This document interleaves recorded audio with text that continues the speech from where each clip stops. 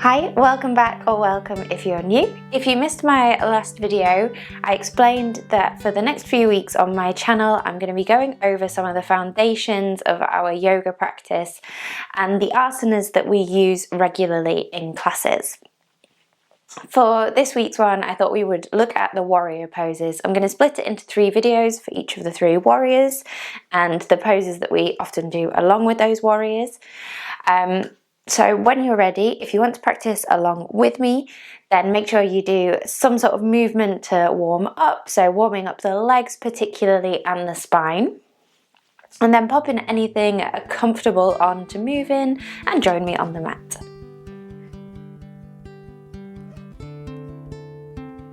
Great, so still working chronologically, we're on to Virabhadrasana 2, Warrior 2 pose. Warrior 2 is a very different stance from our Warrior 1 pose. Sometimes when you're new to yoga, this can be a bit confusing and you merge the two together because there's a lot of different cues. So I like to teach this pose entirely separately from Warrior 1, especially with people who are new to yoga. If we remember from the video we just did, pop back to it if you haven't done it already. Warrior 1 pose, we start facing the front of the mat with the hips facing front and staying facing front. Warrior 2 pose, we are open to the side of the mat. So I teach it by turning towards the long edge of your mat, and then you're taking a big step out so the feet are around a leg's length apart. You can adjust this as we go along, according to your mobility and flexibility in that moment. You might want a shorter or a longer stance, but you can wriggle it once you're in the pose. From here, we're going to turn one foot to face the short edge of the mat. You decide whichever side you want to start on. Once we've turned those toes out to face the short edge of the mat, notice how that hip feels. So that leg is going to become our front leg, and it's come into an external rotation of the hip. Because we started facing the long edge of the mat, in theory, our back leg is in a neutral position of the hip. Couldn't get my words out there. It can help if you have tighter hips to bring your back leg into a slight internal rotation, by which I mean just turning that back foot in slightly so the toes aren't facing the long edge of the mat, they're turning slightly towards our turned out leg. That slight internal rotation can help support the external rotation of the front leg, because this is the leg that we're focusing on more. However, if you find that external rotation feels fine, you can stay with that back foot parallel, neutral hip, toes facing the front. Great. From here, we want to bend into our front knee, whichever knee that is you've chosen, and then look down at that knee. If you find, when you look down, you can see your little toe from the outside of the knee, we want to think about pressing that knee slightly back. We want to use those adductors so that our knee is going in a relatively straight line from our hip. I often say you should be able to just about see your big toe, so we don't want to see all of our toes pressing back so far. We just want to be able to just about see our big toe, and that will help you engage those adductors and make sure the knee is going in a relatively straight line and not rolling in, which it commonly does. Fab. From there, the next thing I want you to notice is if your knee's going way beyond your ankle, or if you have a slope from your knee down towards the ankle. Like I said in the previous video, nothing terrible is going to happen if your knee goes beyond your ankle or not as far as your ankle.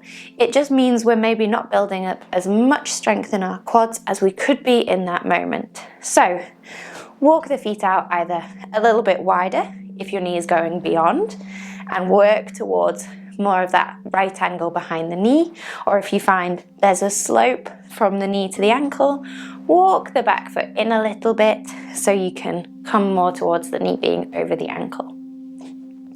Like I say though, don't get too hung up on that idea. It's not the end of the world if the knee is not perfectly above the ankle.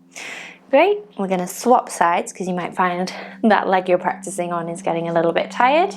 So all the same things, bend into the knee. Notice how that external rotation feels. Decide if you want to turn the back foot in at all. And then we're going to focus on that back foot. So although a lot of our awareness will naturally go to this bent leg because that's the one doing quite a lot of work, what we can do to support that leg is to engage through this back foot.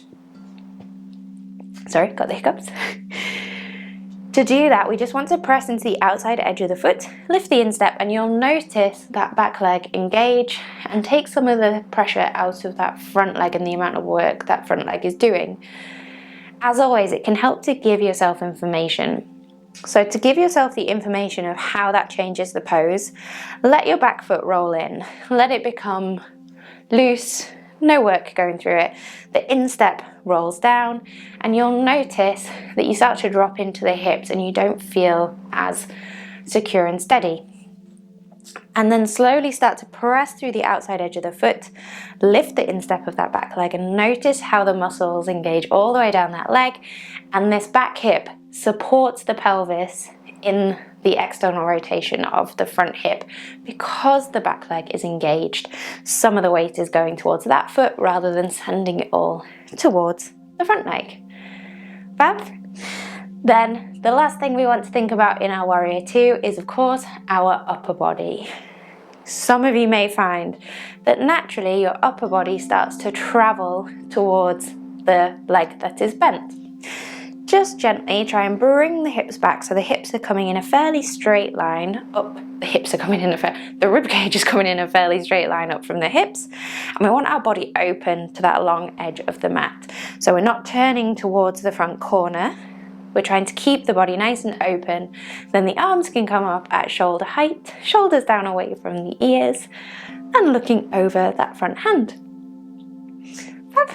So that's our Warrior Two. One thing that I have mentioned quite a lot in classes that I teach is that you may hear a cue about whether to have your heel in line with your back instep. Now, that's not a bad cue. It can be really helpful for some people, but again, going back to that external hip rotation and your natural pelvic tilt, it doesn't feel perfect for all people. I tend to leave that cue out because most people will step out to a natural stance that works for them where they feel secure. So if you've heard that before and you got quite hung up on the idea of the front heel being in line with the back instep and it doesn't quite feel like it works for you, maybe it makes your hips start to twist, maybe it makes you feel like you're going to topple forwards or back, then just adjust it. Those little adjustments aren't going to take away from the pose. If anything, they're going to add to the pose because you'll feel more secure in it. So don't worry if you've heard that before and it just doesn't suit your body. Make it work for you instead. Lovely. So that's our Warrior Two. Before we move on to our Warrior Three, just quickly, I'll go over some of the common poses that we move into from our Warrior Two, which is Reverse Warrior and Extended Side Angle. So for Reverse Warrior, once we've come into our Warrior Two, I like to encourage people to reach into the space in front. So turn the palm of the front leg up, and then we're going to reach into the space in front and imagine we're scooping all the way up and over because we want to create length from that hip all the way up to the fingertips, and then reach the back hand onto the back leg. It's common to then lengthen a bit through that front leg. So bend again into that front knee if that's happened. If you can, looking underneath that front arm, but if that makes you feel at all wobbly, gaze can be straight ahead, or you can look down towards the mat if that feels better. Great, and that's our Reverse Warrior. We come back through Warrior Two. Extended Side Angle is another pose we often go to from our Warrior Two stance. So you can bend again into that knee.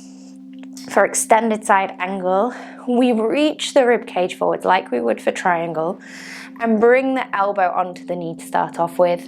And that top arm comes all the way up and over. It helps with this pose to think about a line of energy coming from the outside edge of the foot, right the way up the leg, through the side of the body, and all the way to the fingertips of that hand. this elbow that's on the knee isn't pressing into the knee. All our weight isn't going into there. It's just there for a bit of support. If you feel really bendy in this and you feel nice and secure, you can always reach that hand down on the inside of the leg. But notice if that starts to drop the top shoulder.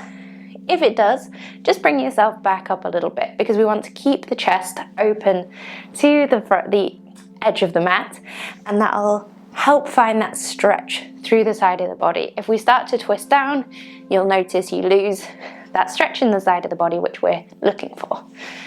Great, back up, and then you can walk the feet in. So that's our Warrior Two. Before we move on to Warrior Three, I'd like to go over moving from Warrior One to Warrior Two, because it can be a bit of a sticky transition, and one that I have heard people say shouldn't be done because it will cause deterioration in the hips. I personally disagree with that, because the hips are designed to move, the idea being that the deterioration comes from weight bearing and then lifting and rotating in the hips. Of course, if we didn't do that, there's all sorts of real life things that we wouldn't be able to do, like getting in and out of the car, getting up from a desk or a table, stepping up from the sofa and turning to go to something.